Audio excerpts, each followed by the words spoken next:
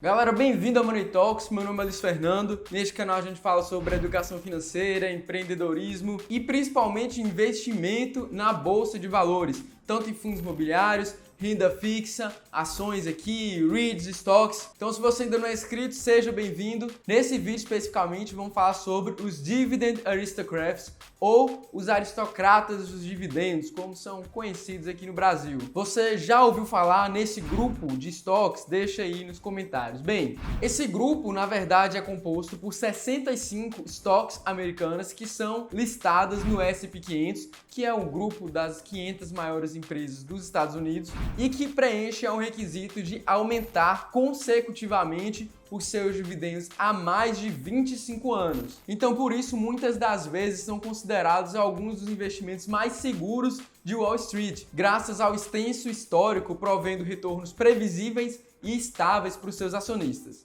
Então, afinal de contas, quem são essas empresas? Quais são esses estoques? Será que são isso tudo mesmo? Então fica até o final do vídeo porque tem uma pegadinha aí por trás desse grupo de empresas estáveis americanas que você precisa saber para administrar melhor seus investimentos, para não sair fazendo besteira, para não cair nessa pegadinha. Então vamos lá depois da vinheta.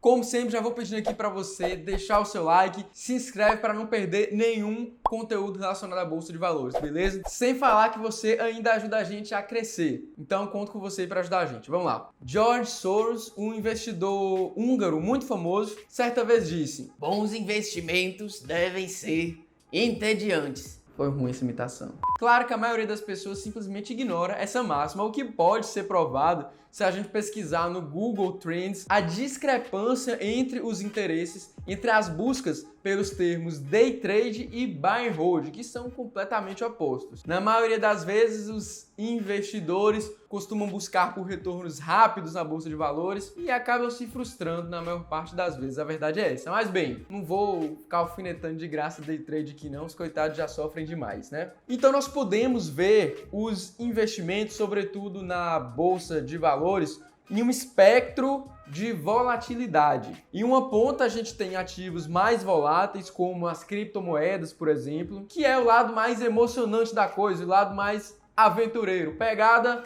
O Lobo de Wall Street. Você com certeza já deve ter pelo menos ouvido falar nesse filme. Se não assistiu ainda, recomendo demais que assista. Mas a vida de um investidor de longo prazo não é daquele jeito. Bem, do outro lado desse espectro, a gente tem os investimentos mais seguros, os investimentos menos voláteis, que é onde estão os aristocratas dos dividendos, é onde estão as blue chips, as empresas sólidas e consolidadas com muito tempo de mercado e lucrativas. E até certo ponto a gente pode classificar os aristocratas dos dividendos nessa parte mais segura, porque, como eu já expliquei, são empresas, são stocks, são REITs, que aumentam consecutivamente o seu dividendo por ação há mais de 25 anos. Cara, você tem noção do quão bizarro isso é? Porque, pensa aqui comigo, muitas dessas empresas pagam dividendos trimestralmente. E para que elas consigam aumentar esse indicador consistentemente por tanto tempo, exige um modelo de negócios que seja capaz de passar por crises econômicas, por pandemias, por crashes do mercado. Cara, essas empresas passaram por Covid, passaram por crash da Bolsa de 2008, bolha do dot-com lá em 2001 ou 2000, se não me lembro. Diversas crises e continuam lá. Faça chuva, faça sol,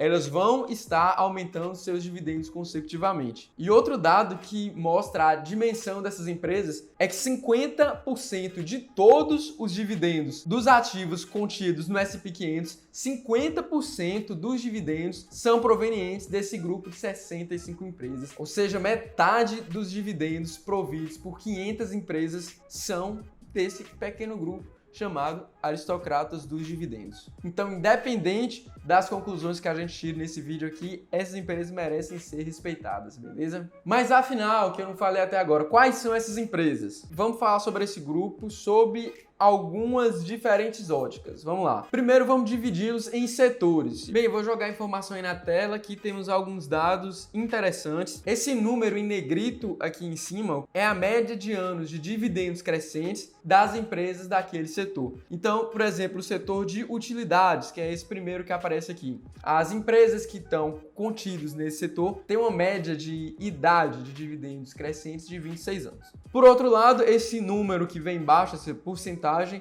é a média do yield do setor. No caso do setor de utilidades, 2,8%. Então aqui podemos ver que o grupo é dividido entre empresas do setor de utilidades, como eu já falei, tecnologia, real estate, que são imóveis, setor industrial, healthcare, que é meio que o setor de saúde, serviços financeiros, energia, defesa do consumidor, consumo cíclico, serviços de comunicação e materiais básicos. Os principais destaques aqui, primeiro falando do setor industrial, que apesar de ser o setor mais representativo nesse grupo, é um dos que tem a menor média de dividend yield, possui uma média de 1,6% ao ano. Na verdade, é o segundo setor com a pior média de dividend yield, à frente apenas de materiais básicos, que tem uma média de 1,4%. Outro ponto que é destacado aqui é que o setor de consumo cíclico tem uma média de dividendos crescentes de 50 anos, que é a maior média dentre todos esses setores. Aliás, existe outro grupo parecido com os aristocratas de dividendos, que são os reis dos dividendos, que tem dividendos crescentes há pelo menos 50 anos. Depois eu vou fazer um vídeo falando disso aí, na pegada desse aqui, se vocês se interessarem, beleza? Então o que a gente pode tirar desses setores é que, se a gente analisar, são setores bem perenes, todos eles, né? Nessa imagem a gente pode ver quais são essas empresas. Talvez não fique tão legal para visualizar aí, então eu vou deixar o link desse estudo aqui na descrição e vocês podem ver a imagem aí da maneira que quiser, beleza? E aqui podemos ver que o setor mais populoso, digamos assim, é o setor industrial, com 14 estoques em seu domínio, beleza? Dando uma passadinha rápida aqui, principalmente por alguns nomes conhecidos, vemos o Realty Income, que é um REIT muito conhecido, a Essex, que é outro REIT, a gente tem vídeos deles aqui no canal, Johnson & Johnson, Coca-Cola, Pepsi, McDonald's, enfim, diversas empresas conhecidas que estão listadas aqui. Então, se são todas empresas com muito tempo de mercado, que pagam dividendos consistentemente, que estão sempre aumentando seus dividendos, a gente pode investir de olho fechado, certo? Não. Nunca olhe para um indicador, para um fator, para um grupo de maneira isolada para decidir se você deve ou não investir em um ativo. Aliás, esse é um dos principais erros dos investidores. Mas só falar não adianta, né? Também não estou pedindo para você acreditar em mim, não. Eu vou te mostrar aqui agora. Vamos fazer o seguinte aqui. Primeiro eu vou ordenar as participantes desse grupo pelas maiores pagadoras de dividendos, só para facilitar. E vamos dar uma breve analisada nos números, nos dados fundamentalistas dessas empresas. Vamos pegar a top 5. Lembrando que eu não vou fazer uma análise completa aqui, apenas uma passada geral por alguns indicadores. Mas caso vocês queiram uma análise de alguma dessas empresas, pode pedir nos comentários que a gente pensa no seu caso, beleza? Aí tá a lista ordenada já pelos maiores dividendos. Vamos começar então pela AT&T, ou aqui no Brasil, AT&T. Vou falar AT&T, foda-se. E vamos lá então pro Fundamentei, o site do Eduardo Cavalcante, site muito bom, muito completo para quem faz empresas pro longo prazo, tem tudo que você precisa lá. Dando uma passadinha aqui na ficha técnica da empresa, uma empresa fundada há 39 anos, teve seu IPO há 75 anos. Como assim o IPO é há mais tempo que a fundação? Ela é listada com 39 anos, provavelmente porque houve alguma fusão ou alguma incorporação, algo do tipo. E essa empresa é do setor de telecomunicações, serviços de telecomunicações. Para vocês terem uma noção, uma das suas subsidiárias, que é famosa aqui no Brasil, é a Sky. Sim, você provavelmente conhece alguém que tem Sky aí. É uma subsidiária dessa empresa. Passando aqui por alguns números, retorno histórico é um indicador muito importante. E dependendo aí da data do investimento que você analisar, pode ter sido um retorno muito bom ou não. Se a gente pegar o retorno final dela, o retorno total, na verdade, foi de 466%. Uma média anual de 5%. Já se a gente pegar aí nos últimos 7 meses, teve uma queda de 5%, mas é curto prazo, ninguém se interessa muito. Nos últimos 19 anos, teve um retorno histórico de menos 3%. Então já é um ponto aí pra gente, né? E a gente vai pro lucro líquido dela, beleza? Olha o que aconteceu aqui. De 1984 até 1992, mais ou menos, ela ficou meio que de lado, teve prejuízo, aí subiu um pouco, prejuízo, subiu e nos últimos anos vem dado um prejuízo recorde até na verdade. Então a gente vê bastante instabilidade no lucro líquido dessa empresa, beleza? E vamos prestando atenção nesses dados porque a gente pode ver alguns pontos incomuns entre essas empresas que a gente vai olhar aqui, fica de olho, beleza? Se a gente for lá para a cotação dela histórica, também dá para ver uma grande oscilação ali. Teve uma alta absurda ali no finalzinho do século XX, depois caiu e segue meio de lado aí. Só que se você pegar um olhar mais crítico, a sua cotação está de lado desde 1997, né? A cotação dela agora é a mesma cotação dela de lá de 97. Então, assim, é mais um indicador que é uma empresa que não é lá essas coisas, até se a gente olhar pelo lucro líquido. Próxima empresa é a ExxonMobil. Fundada em 1882, cara, 140 anos de fundação dessa empresa, é uma anciã. Valor de mercado de 246,5 bilhões de dólares, do segmento do setor de petróleo e gás. Então aqui na descrição vemos que ela é uma companhia integrada de óleo e gás que explora para produzir e refinar petróleo em todo o mundo. Já chama atenção aqui inicialmente para o lucro líquido dela, né? Andou bem de lado ali no final dos anos 70 até 2002, mais ou menos, teve um resultado legal. Nos últimos anos, uma grande queda, né? Então, por esse resultado aqui, já vemos que também não é constante em termos de lucro líquido. Se a gente for para o retorno histórico dela, também a mesma coisa. Teve uma crescente legal aí, há muito tempo atrás, até depois oscilar bastante. Se a gente pegar os últimos 20 anos aí, ela praticamente caiu, né? Ela ficou de lado e nos últimos 2 anos teve queda. Então, nem tudo é um mar de rosas. Preste atenção nessa frase. Nem tudo é o que parece, nem tudo é um mar de rosas. Não existe empresa perfeita. A terceira empresa da lista foi a Chevron, ou Chevron, não sei como se pronuncia, fundada há 96 anos, 195,1 bilhões de dólares de valor de mercado, mais uma do setor de petróleo e gás. Aqui eu separei principalmente o preço histórico, se a gente olhar nos últimos anos. Eu separei pelos últimos 10 anos, quem investe lá 10 anos teve prejuízo. E mais uma vez, ela tá meio que de lado aí há muito tempo, né? Sobe, desce e não sai do lugar, na verdade. Se a gente for para o lucro líquido, acompanha também essa tendência. A empresa parece que não cresce em termos de lucro. E no retorno histórico, a mesma coisa da última empresa que eu citei. Teve um crescimento absurdo há alguns anos, mas se a gente pegar aí os últimos 15 anos, nesse caso, tá meio que de lado. Sobe, desce, mas na média tá ali de lado. Mais uma empresa que parece não ter crescido muito nos últimos anos. Quarta empresa da lista, a IBM, fundada há 111 anos, 127 bilhões de valor de mercado. Uma empresa de tecnologia da informação, né? Dando uma olhada aqui no seu preço, né? No seu histórico de cotação, basicamente desde 2012, 10 anos está em queda. E apesar disso, a gente pegar o retorno, também oscila de uma maneira interessante, tem um retorno anual de 4%, mas assim, nada absurdo, né? Tá bem dentro do padrão aqui o retorno histórico dela. E mais uma vez eu vou falar aqui, dá uma olhada no lucro líquido dessa empresa. Se a gente traçar uma linha entre o lucro líquido dela aqui de 98 e de 2021, tá no mesmo lugar, cara. Então, sim, é outra empresa que tá ali meio que parada em termos de resultado. Quinta e última empresa que vamos analisar aqui, lembrando que estamos seguindo a ordenação das empresas com maiores dividendos, dos dividendos aristocratas, tá? Aí já é uma empresa mais recente, fundada há 10 anos, na verdade ela também é resultante de uma fusão, tá? Mas consta aqui como fundada há 10 anos, valor de mercado de 209,4 bilhões, uma empresa que trabalha então com drogas, com remédios, na verdade, né? Drogas aqui acaba tendo uma conotação diferente, mas com remédios, que tem uma forte exposição aos setores de imunologia e de oncologia, setores bem promissores, por sinal. E aqui, se a gente pegar um retorno histórico dela, já foge um pouco a regra lá das últimas empresas, até por ser um pouco mais recente, né? Mas ela mostra um retorno anual para o acionista de 17%, que é bem interessante. Nos últimos 7 meses, teve um retorno de 3%, nos últimos 9 anos, um retorno total de 240%.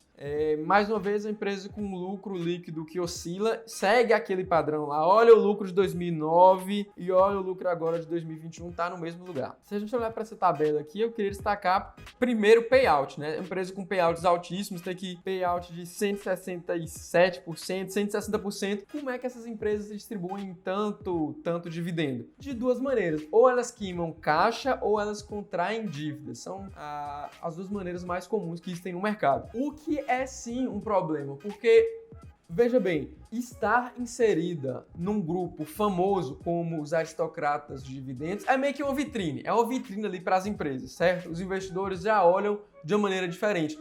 Então, algumas dessas empresas, alguns desses ativos, fazem esforços até maiores do que deveriam para se manter nesse grupo. Esforços que às vezes são até danosos para a empresa, onde ela poderia estar talvez reinvestindo em mais capital, abatendo um pouco da sua dívida, do que simplesmente se manter ali num grupinho de empresas com dividendos crescentes, tá? Então é bem importante a gente ter esse filtro. A empresa se mantém com dividendos crescentes há 25 anos ou mais, mas ela tá fazendo isso de maneira saudável? Ela tá apresentando bons resultados? Ou ela tá adotando algumas estratégias ali, algum jeitinho ali para se manter lá? Tem que ficar de olho sempre nisso, tá? Como eu já disse, então, o que tem em comum entre essas empresas é que muitas delas explodiram em termos de retorno histórico para o acionista lá há muito tempo atrás, há 30, 20 anos atrás, e desde então tem andado de lado. Você pode voltar aí o vídeo e analisar que essas empresas mais pagadoras de dividendos, essas últimas, estão basicamente de lado. É claro, as empresas passam por um ciclo de maturação natural, tá? Elas começam investindo em crescimento, tem muito potencial para crescer mesmo, geram valor, aumentam o seu lucro, até que chega num ponto que ela domina o mercado de uma maneira que não tem mais para onde crescer. E aí o desafio dela é se manter lucrativa ou ter um crescimento mínimo ali e realmente distribuir dividendos para os acionistas. Só que, como a gente viu, algumas dessas empresas aqui estão dando prejuízo. Então, quer dizer, a empresa está dando prejuízo e está apresentando dividendos crescentes, onde é que isso vai parar, né? A gente aqui no canal acha interessante fazer investimentos por longo prazo. E será que esse modelo de negócio dessas empresas é sustentável? É saudável? Ah, então não presta nada, só tem empresa ruim e a lista não serve para nada. Também não é assim, não precisa ser extremista. Existem diversas boas empresas nesse grupo, como Coca-Cola, Johnson & Johnson, McDonald's, Colgate, alguns ótimos REITs que inclusive Nathan investe, como o Realty Income, o Essex. Qualquer generalização é burra. Tá, então como você, como eu, podemos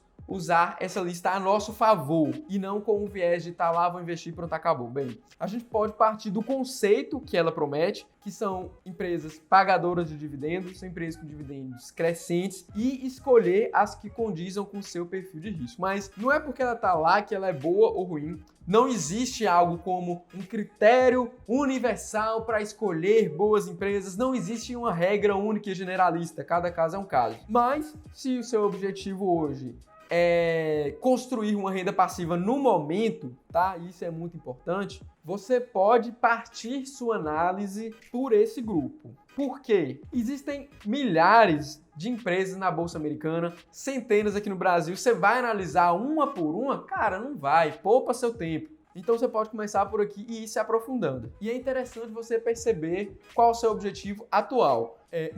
A maioria dos investidores de longo prazo tem como objetivo viver um dia de renda, construir um patrimônio para viver de dividendos, para ter bons dividendos. Só que existem estágios diferentes. Se você está lá com idade mais avançada, se você precisa dos dividendos agora, não trabalha tanto, você vai querer empresas mais focadas em dividendos no momento. Por outro lado, se você é novo, como eu, se você ainda está trabalhando, está construindo patrimônio, você pode investir em empresas de crescimento, empresas que não pagam dividendos agora, que não pagam tantos dividendos, porque elas vão, com o passar dos anos, amadurecer junto com você. À medida que você vai envelhecendo, a empresa vai maturando e lá na frente, quando você estiver precisando da renda de fato, quando você quiser essa renda passiva, as empresas também já não vão ter mais para onde crescer e vão estar distribuindo mais dividendos. Esse processo de amadurecimento do investidor e da empresa juntos é muito interessante. E bem, faz o seguinte então, vai nos comentários aqui e deixa para mim qual o seu top 5 empresas desse grupo, quais os 5 melhores aristocratas dos dividendos, beleza? E aí, se vocês quiserem, a gente pode fazer um top 5 aí dessas empresas também, tá? Vai dar um puta trabalho, que são 65 empresas, mas a gente dá um jeito aí, pra tudo dar um jeito, tá? Bem, pelo vídeo hoje é isso. Se você gostou, deixa seu like, se inscreve no canal. 2 vídeos por semana, conteúdo produtivo como esse aqui, para que você não saia cometendo nenhuma besteira na Bolsa de Valores. Então, muito obrigado para quem chegou até aqui. Se inscreve, deixa o like e até o futuro.